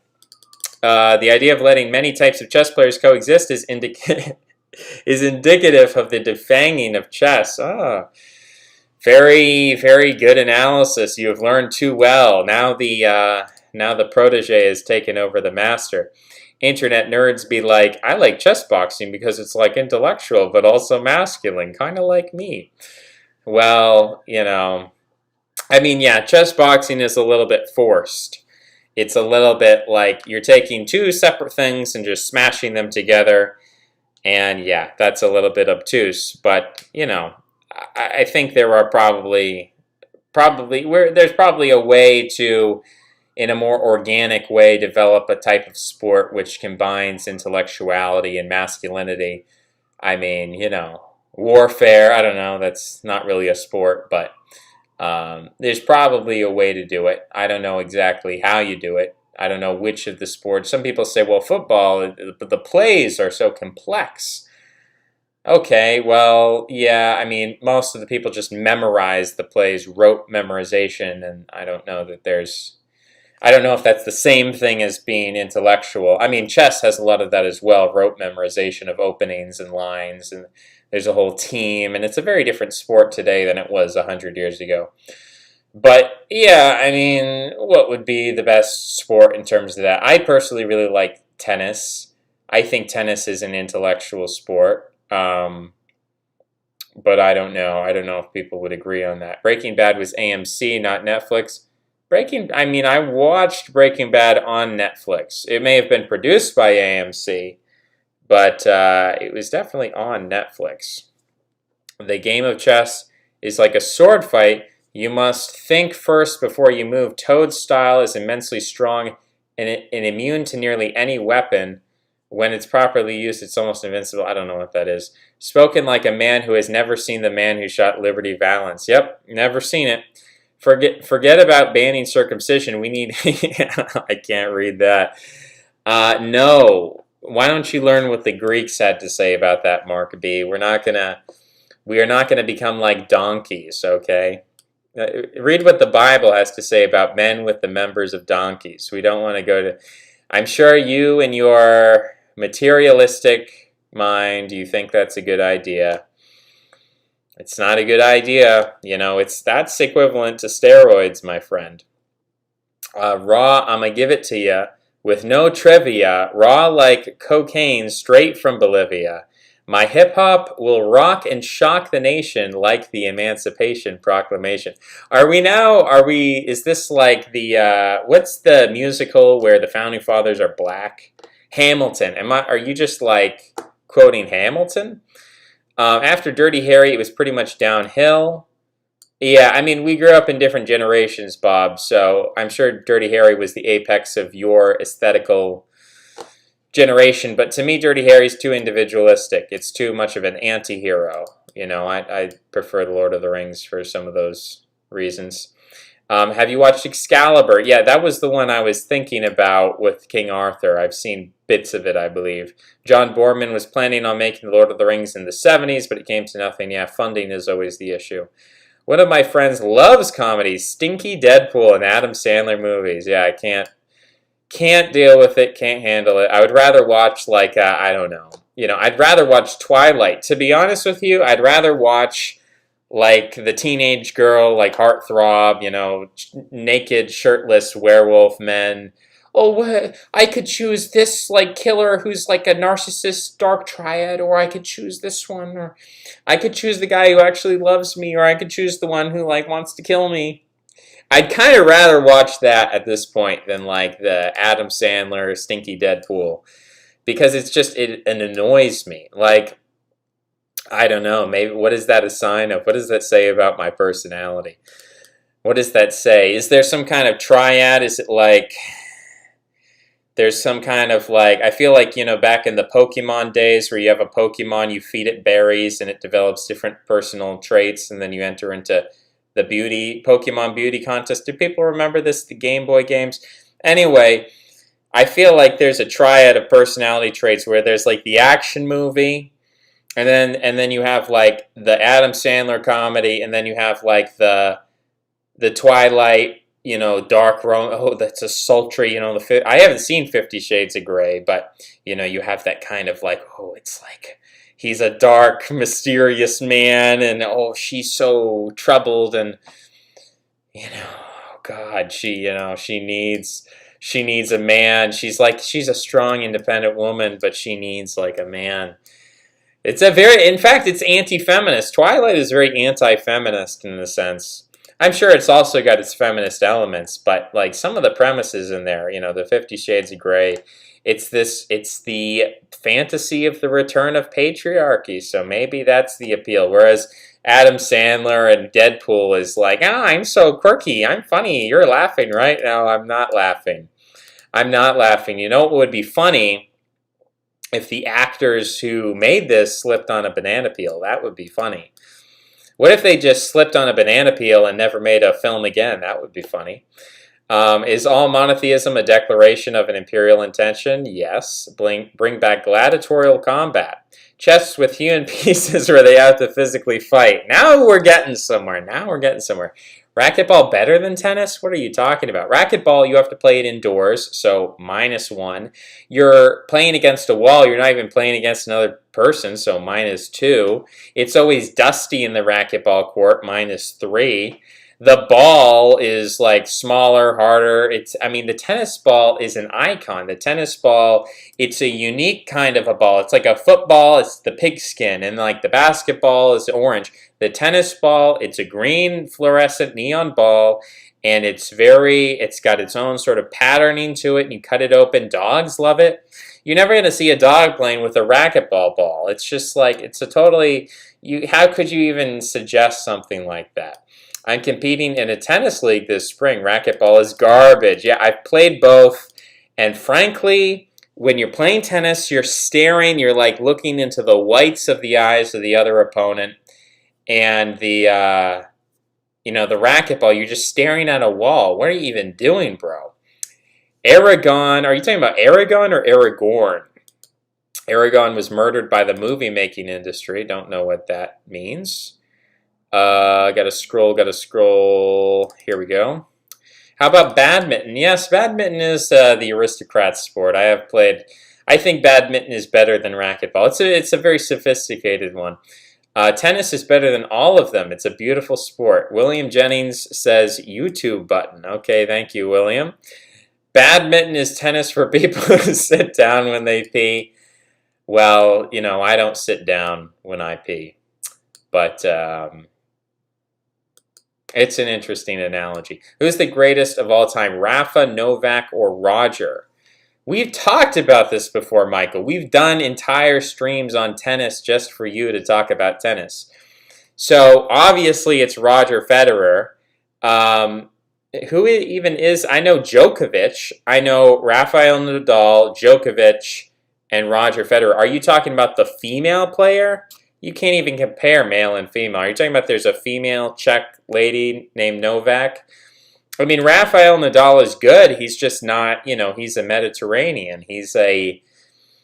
Rafael Nadal, he's like a Spaniard, whatever, I have to go with Roger Federer, the Swiss, the Germanic Roger Federer, And you got Djokovic, from the Dinaric Alps, 6'12"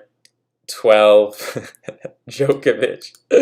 I always feel bad for Djokovic because he tries so hard and he makes these errors. I would just always say Djokovic. He's gonna choke. He's gonna mess up. I always felt like I was jinxing Djokovic. Roger Federer has that kind of confidence about him. He's got that faith. He's almost got I don't want to insult the guy, but he almost looks like he doesn't have everything going on upstairs. He's almost like a Neanderthal. He has like a different type of human consciousness. Like he's just in his flow state, and Roger Federer, his facial structure reminds me a lot, with his heavy brow ridge, reminds me a lot of the chess champion, the number one from Magnus Carlsen. I think Roger Federer and Magnus Carlsen are basically of the same stock. I thought Adam Sandler was good in Punch Drunk Love. Bro, I just don't even want to risk it. There was this one movie with Adam Sandler where he was actually good. It's like, I'm not going to risk it. He did that one with the Uncut Gems, and people were doing the meme, "This is how I win." I never watched it. I'm not going to chance it. I'm not going to chance the idea that I'm going to spend 1 second looking at Adam Sandler's dumb face and have that unpleasant experience of wow, I chose to do this. I subjected myself to Adam Sandler. Not going to do it. Not going to happen. Maybe you could force me, and then I'd say, okay, well, it wasn't that bad, but no thanks, bro. What about Zeffirelli's Jesus of Nazareth? Is that a film? Is that similar to Mel Gibson's Passion of the Christ? I didn't do that. Bob, of course you're a boomer. You're talking about 1982 or something. It's Roger Michael. The one-handed backhand is the most artistic shot. Yes, the one-handed backhand. Strongest arm in the 82 class. Quarter mile. To be honest, I don't think you've seen enough films. That could be true, but, I don't really need to. I don't really watch films on my own, this concept of watching films on your own. It's not to say I can't appreciate or understand or whatever. There's some German film, Himmel über Berlin, was an interesting film. I mean, there's a Megapolis. There's a lot of UFA German films prior to World War II that were made that have a bit of a distinct flavor from Hollywood. Nosferatu, a groundbreaking film. So there's a lot of interesting films out there. But when I talk about film, look, I'm looking at film through a kind of neoclassical lens. You can say, there's a lot of great sculptures out there. There's a lot of great paintings. But when you look at some of these paintings that were made by the realistic school, the Dutch painters, and they're the Neo-Raphaelites and whatever, and they're making these hyper-realistic paintings, and then you're trying to convince me that this modernist, look at these cubism, and look at the surrealism and whatever, look at Dadaism and whatever, and you're trying to convince me that's better. It's maybe you have some kind of argument, whatever, somehow you're technically correct. But the realism of the paintings in the Renaissance and the realism of the sculpture, that's what I'm looking for in a film, and that's what I find in Lord of the Rings. It's this romantic Renaissance flavor of you've got castles, and you've got the scenery and the architecture and the costume design, and everything is put together in a way that I have never seen surpassed. And you can say, actually in this 1970s film, no, doesn't cut it. Not going to work. Not going to work. It's not what I need it to be. It's not to say every other film is bad or something like that. I'm just giving you my answer. And yeah, it's the pleb answer. It's the popular answer. What do you want me to say? Oh, no, I'm going to pick some weird esoteric film that was made on a shoestring budget by some weird French guy and you've never heard of it. That's what people want to do to prove that they're smart. But the true thing is, I'm not here to prove I'm smart. I'm just here to be objectively correct. Small ball sports equals you're rich and smart. Think about it. Yep, very true. Sandler, also very good in Uncut Gems. Didn't see it and probably won't see it, I don't know. The man, he just failed me too many times. After his Don't Mess with the Zohan, I was just like, this guy has committed a crime. This man is a criminal. I'm boycotting his films at this point.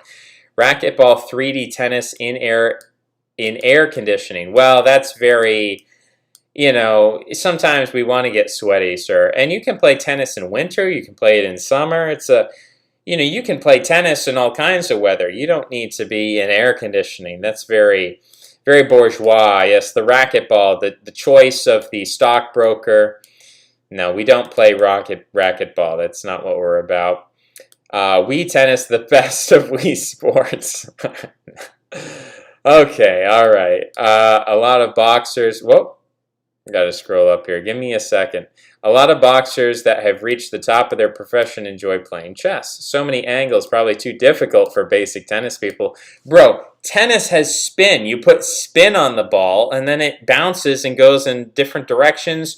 You've got all kinds of things going on. Don't tell me tennis is basic. Tennis is extremely sophisticated. Squash is good. Not sure if that's what you mean by racquetball. I think it's basically the same thing. Badminton is based and nuanced. Table tennis is king. Maybe we can play a little table tennis. I would say table tennis is better than racquetball because at least you're facing your opponent. Hurling, if you haven't heard of it, is the most beautiful sport at the highest level, ancient Celtic war game. Is that where you just throw heavy objects? Is that like you're just throwing stuff and seeing how far you can throw it? I don't know if that's the most beautiful sport. Your eyes are wired for ping pong. Kenneth revealing racial biases? What does that even mean? Don't be racist, Mark. Nadal always picking his... What are you talking about? What are you talking about? I mean, I'm not going to defend Nadal, but I don't even know what you're talking about, to be honest. I've never seen this kind of grotesque behavior. What is going on? Federer is pretty old, way past his prime. Very true. We'll see who comes our way. Ivanchuk. Adam Sandler movies are the bullet chess of cinema. All right, now you're grinding my gears, okay? Adam Sandler has nothing to do with bullet chess. Adam Sandler he's not into chess at all. You can't even make that comparison. That doesn't make sense. Tells you everything you need to know about the man. Zeffirelli, yes, 3-part series, very good. I took Margot Robbie to the prom. Who the heck is Margot? Who are we like name dropping here? Is this an Australian actress? If you took Margot Robbie to the prom, woo. That must have been a testosterone boost, man. Margot Robbie, she's quite a looker. I'm getting entranced here. I think there's like a Nation of Islam myth about the creation of white people, and they say Jokkull created white people. But I was thinking today, maybe Jokkull didn't create white people, but maybe he created women, Maybe it's like the myth of the dwarves where we just sprung out of the ground, like Rudolf Steiner says. There was a point at which, there were things which were half mineral, half plant, half animal, half human. And maybe at one point, men would just sow their seed into the mother Gaia, and after 9 months, a fully formed adult would spring out of the ground. And at some point, Jokkull created women. Because I was shopping today, and I saw this Afro-Caribbean woman, and her underwear was so tight, it was making an imprint on her skin, and then her pants were so tight that it was making an imprint on the underwear, and it's like you could just see everything. And I was saying, this can't be comfortable. This can't be comfortable. Jokkull, why did you create women? Why did you create them to do this to me? And they say, oh, I'm doing it for myself. I'm just wearing this clothes for myself. I don't want male attention. It's like, Jokkull, why'd you do it? Why did you create women? That was just a thought I had today. I don't believe any of that. That's just a theory. Sandler got him a role in the movie. Jaws was romantic. I remember seeing a film analysis of Jaws where they're like, well, they're sexual teenagers, and Jaws is like God punishing them for having premarital sex. Ken can't prove that he's smart. I mean, I don't need to prove I'm smart. Never listened to Wu-Tang. How uncultured. Yeah, I'm not one of those people that listens to Wu-Tang. I'll listen to DMX. I will listen to Kendrick Lamar. I will listen to... Who else will I listen to? I'm running out of names here. I mean, I will listen to Juice WRLD. He's not really hip-hop, but whatever. I'll listen to some... XX10C, and I've listened to some of those people, but I'm not one of these people who's like, oh yeah, you gotta listen to Biggie, you gotta listen to Wu-Tang. No, that's never been me. Wii Tennis is definitely the best Wii game. I think you've already said this. Racquetball looks like it was invented in a padded room. There's something to that. Tennis was the only Wii sport I bothered to get the pro rank in. I can't relate. I feel very aristocratic when I play Wii Tennis. Curling always looked fun. I'm not going to read these disgusting comments about Rafael Nadal. I don't want to read this. I don't know where you're getting this. I don't know what's been happening in the world of tennis, but I don't want to hear about it. Ken acting like he doesn't know what I'm referring to. What are you referring to? Still riding that high. What you got against padded rooms? And now you're showing me a picture of Adam Sandler. You're linking me to a picture. Oh my goodness, Adam Sandler playing tennis. Get that out of here. We don't want to see that. We don't want to see that. Next. Why is Next not a moderator? There you now. Next is a moderator. I thought only mods could post links. I'm a Waldorf schizo. I don't know what that means. Coomer Yakub. Yep. Yakub accidentally added an extra ingredient, Chemical X, yes, to create the Powerpuff Girls. Where in Europe are your ancestors from? Oh, it's an interesting question. You can guess. Seed spilling was actually good originally. The art of the movie, it's art in time like music. Check out Andrei Tarkovsky. Okay. I will listen to Young Lean because I'm actually smart. Why did you make the Palantir stock crash? Don't think I did. What was the name of the song you played in that New Year stream on DLive? The funky one. I don't know. Saturday Night Fever? I don't know what it was. Tell me about Bitcoin like I've never heard about it. I've never bought Bitcoin once in my life. I had an opportunity. I first heard about Bitcoin back in 2014, I think. And I talked to a lot of people who were saying, oh, Bitcoin is going to be the big thing and you need to get into Bitcoin. And at that time, it was worth about $1. It was about $1 per Bitcoin. I was like, wow, I could buy $20 of Bitcoin and maybe someday it'd be worth something. And today that would be worth $400,000, I think. So we took a big loss by not buying Bitcoin. But I never invested. I'm still not invested, and I probably won't get invested because even though it's a smart investment, that does not make me feel successful. It doesn't make me feel successful. I'm sure it'd be advantageous. I encourage other people to make investments and whatever, but I'm just not, it just doesn't motivate. It's like in one ear, out the other. I'm like, yeah, Bitcoin, good investment. I could have a lot of money. Or whatever. I don't know. If you gave me money maybe it's just my time preference is too low. Or too high, I should say. I just have my time preference is too high. The effort of making a Bitcoin wallet. And I went on the exchange or whatever. I forget what the most popular one is, but I created an account and it was like, you have to wait a week before you can start buying and selling. This was back in 2017. And I was like, I have to wait a week. It's already going to be it's already going to crash or something by then. I don't know. It's going to be too late. So I completely just forgot about it, didn't worry about it. So a lot of money has been lost over the years by not investing. I mean, it's true. Look. It's objectively true. I've lost hundreds of thousands of dollars by not investing, and I have no one to blame but myself, and that's just the way it is. I can't sugarcoat it. I can't tell you, oh, well, actually, it's immoral to invest, and I made the right decision. No, I just did it wrong. I did it wrong, and we're continuing to do it wrong, but, maybe my idea is I I'd just like to have somebody do the investing for me. I don't want to even, it's just too much. There's some psychological blocker in my brain that's like, investing? Really? We're going to invest?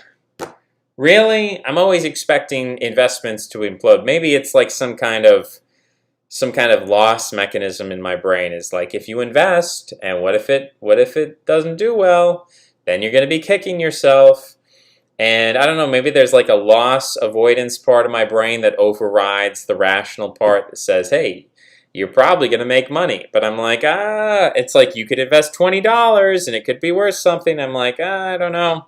I don't know if I want to put in the time and effort. I mean, I spent more time talking about it with people and discussing Bitcoin than it would have taken me to just buy some Bitcoin. So where is Mario Judah? I don't know who Mario Judah is. Check out Spielberg. Didn't he do like a bunch of films? What's the film he did with the World War II? I forget the one. He did that, and then he did, what did he do? Titanic? I don't know. I wasn't super impressed by Titanic. Let's see. Greek, Spanish, Armenian. That's a good guess. Bitcoin is low T. Ken would be a slave in ancient Rome. Harsh. Catboy Mark here would be a patrician, and I would be but a slave. Well, good thing we don't live in ancient Rome, huh? Now it's the opposite. Now you're watching me live stream. Although maybe you think that I'm providing you this entertainment. You're sitting back, you're getting fed grapes by beautiful women, and I'm here as a jester for you. Maybe. I mean, it could all be reverso. Could be opposite day, you know. Could be a pretty harsh situation, you know. Being a slave in ancient Rome. What's really changed in the last 2,000 years? Not much. Not much has changed, so tough luck for me. Hopefully next life, next reroll, I get a better deal. I've gained money by not investing. The Amish hold many Bitcoins. I won an island off the skins game last night. Grow your own tulips. Buy ETFs, biotechs, and Chinese penny stocks. I think there's some sites nowadays that allow you to copy the investments of the top investors. Ken is Albanian like Alexander the Great, Muhammad Ali, Napoleon, and Bill Belichick. Alrighty. Read Wagner's Religion and Art. Okie dokie. We've reached the end of the chat. We've almost made it to 2 hours. As a reminder for everybody still watching, the quicker that this video gets to 70 likes, the quicker you will have another live stream. Now, if you don't care about that, if you say, well, I don't really want to watch you do a live stream every day, maybe next month, maybe we'll wait till next month, then don't like the video, and then you'll get another live stream in a month or 2. But if you want to see another live stream, then it looks like 31 people have liked it. If those same 31 people went out to other YouTube videos and mentioned, you know, here's a link and such like that, then perhaps people would find the video, people would like the video. I have a ratio of 10 to 1, which means for every 10 people that view it, we usually get 1 like or more. So just something to think about. If people want to go out and do that, they can. If people don't want to do that, if people want to question it, if people want to argue, if people want to say, why do you put a limit, and why do you care about likes, and I thought you didn't want an audience, and this and that. If you go ahead and say that, you're probably wasting time that you could be spending sharing the video. So that's what I'll leave with. Thanks for joining.